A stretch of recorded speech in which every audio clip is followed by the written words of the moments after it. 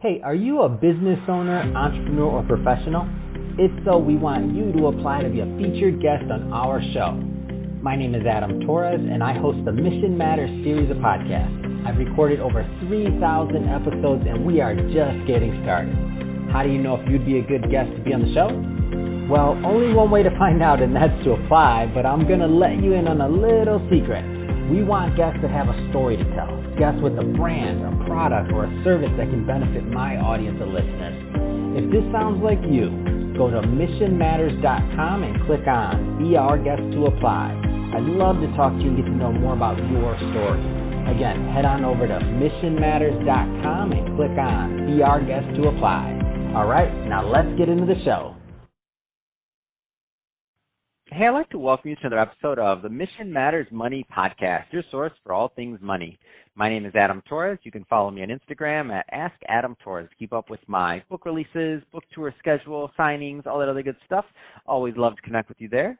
And as always, if you'd like to apply to become a co-author of one of my upcoming books, just head on over to the website, missionmatters.com, and click on Become an Author to Apply. All right, so today I have Troy Eckard on the line, and he's CEO over at Eckard Enterprises. Troy, welcome to the show. Hey, thank you, Adam. I really appreciate it.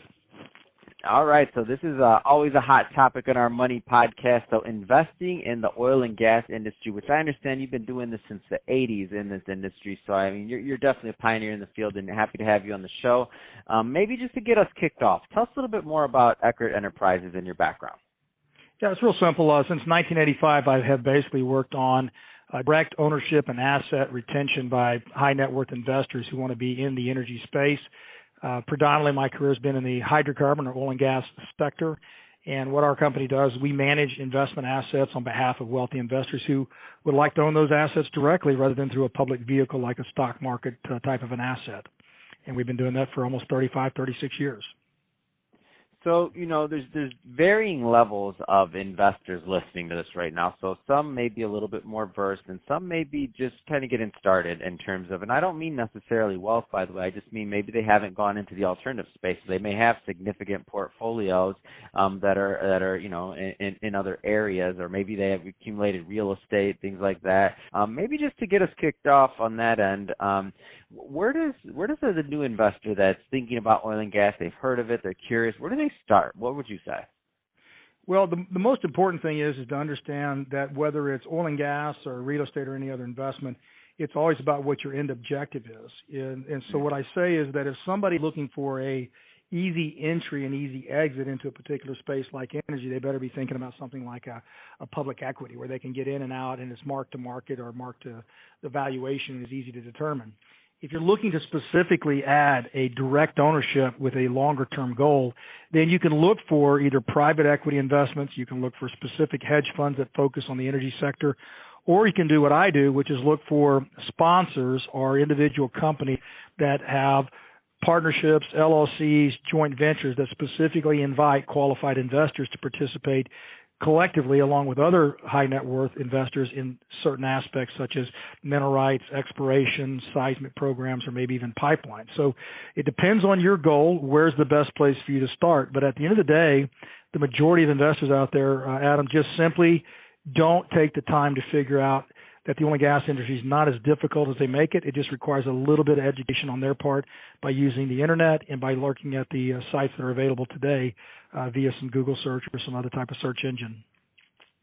Let's go further into what you do, because I feel like a lot of the information on some of the indirect forms of getting ownership to these types of investment vehicles, I mean, it's really prevalent, but it's not every day that you get to see somebody that's been doing this as long as you have. So let's talk a little bit more about, you know, direct ownership, how it works, and maybe, you know, what types of investors maybe that it could be right for. Yeah, I would say predominantly in my business, we only deal with accredited investors, which have $1 million or higher.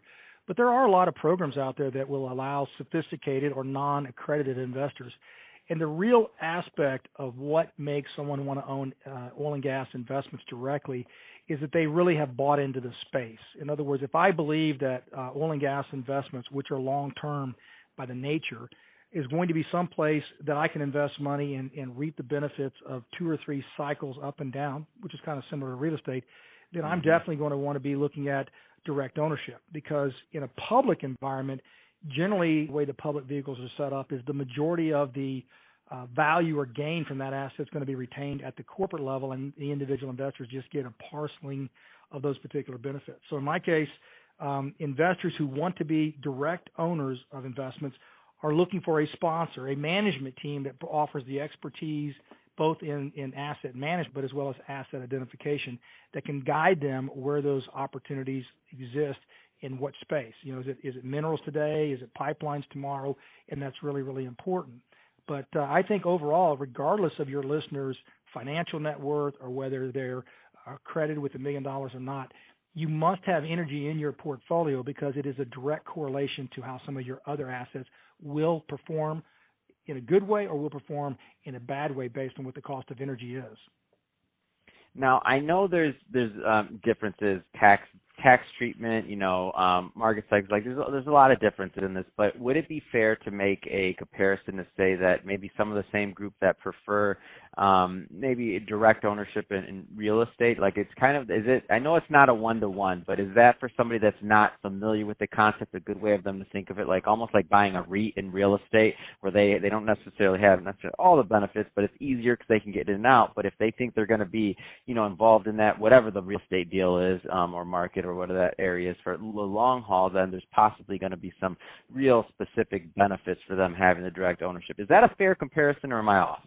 No, there's some enormous comparisons between what I would call traditional real estate and oil and gas assets. For example, the IRS allows you to use a 1031 tax exchange coming out of traditional real estate like apartment complexes or normal commercial assets into oil and gas as a direct 1031 exchange. They both qualify. So the IRS treats oil and gas investments exactly like they do traditional real estate. The same thing can be applicable when it comes to your tax benefits. For example, when you buy into a drilling venture, you're going to get 100% of those drilling dollars deducted the first year, but when it comes time for the income, you actually are giving the equivalent of depreciation like you would in a building. Your depreciation is called depletion because you're depleting a reservoir. So from a tax perspective, a lot of similarities. From a description under the IRS code, there's a lot of similarities, if not exactly the same kind of IRS treatment. The biggest issue is that there's a mental block with investors when it comes to oil and gas because they think it's kind of like playing baccarat in Vegas. The baccarat tables are always empty because only a very few people understand it. It doesn't mean it's complex. It just means they're intimidated by it.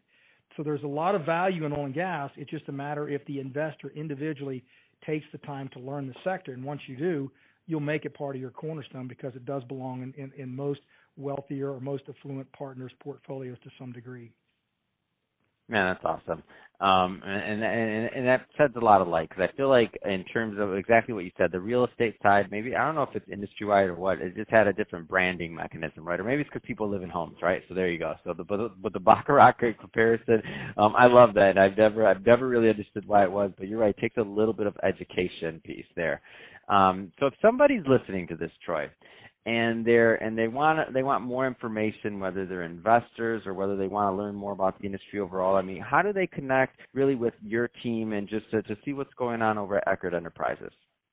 Well, we obviously have our website, EckardEnterprises.com. We are focused in about 3 different sectors, so each one of our companies has its own web presence. But at the end of the day, we've had the same 800 number since the 1990s. Our address, we're extremely transparent. We're very easy to access. In our total portfolio, we're owners of the second largest natural gas pipeline in the Gulf of Mexico, but it's privately held, so nobody's ever heard of it. We own interest in hundreds of wells and thousands of acres of minerals. So what somebody would do is simply just go to our website, look up the contact for our business development department. What we would do is we talk to you about what your goals and objectives are. We find out whether or not you qualify to even think about being a partner with our firm. And even if you're not going to be a partner with our firm because you desire not to be or you don't qualify, we can help guide you in many areas of where you want to look for either bonds, public traded equities, private transactions. We can help you figure out which direction you need to go. We've been doing this for decades, and we quite frankly enjoy the relationship between private investors and the energy space because the more we educate and the more they learn, the better it supports the oil and gas industry as a whole. So it's really, really important.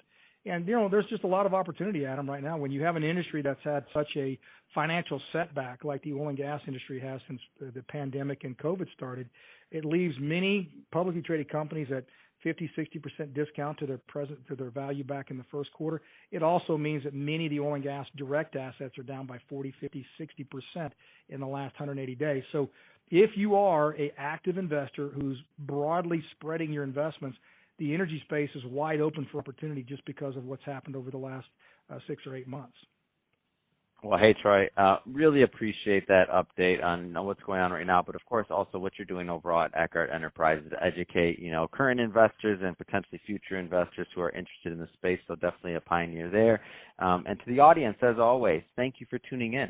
Hope you got a lot of value out of this. I hope you learned a lot. If you're listening for the first time, don't forget, hit that subscribe button. Definitely love to have you be a return listener. And if you've been with us for a while, don't forget, leave some comments on that YouTube channel video. Love to Mission Matters Money. Love to connect with you there and keep the conversation going on and hear your opinions of what's going on in oil and gas.